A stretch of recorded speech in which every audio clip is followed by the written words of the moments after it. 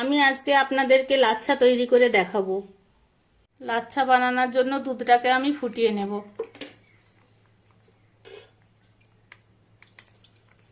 দুধটা ফুটে গেছে, দুধটা ঘন করার জন্য আমি একটু কমিয়ে রেখে দেব।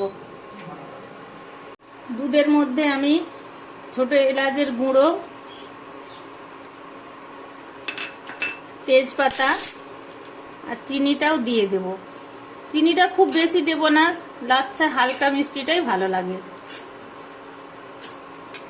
ভালোভাবে মিক্সড করে নেব। ভালোভাবে মিক্সড হয়ে গেছে, আমি ইন্ডাকশনটা বন্ধ করে দিলাম। ফুটন্ত দুধে আমি লাচ্ছাটা দেব না, উষ্ণ উষ্ণ গরম অবস্থায় আমি লাচ্ছাটা দুধে দেব।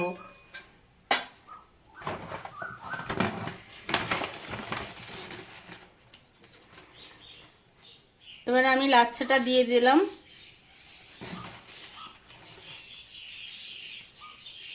ফুটন্ত দুধে লাচ্ছাটা দিলে দুধটা পুরোটাই টেনে নেয়, খেতেও ভালো লাগে না, নরম হয়ে যায় খুব লাচ্ছাটা।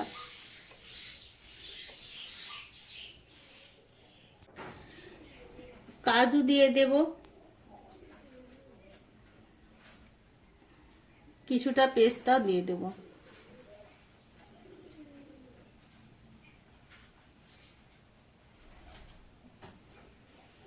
পরিবেশন করার জন্য একটা পাত্রে নিয়ে নেব।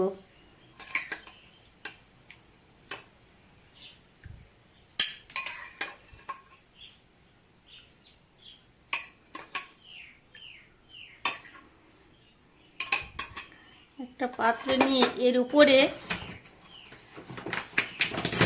কিছুটা লাচ্ছা দিয়ে দেব, লাচ্ছার গুঁড়ো কিছুটা দিয়ে দেব।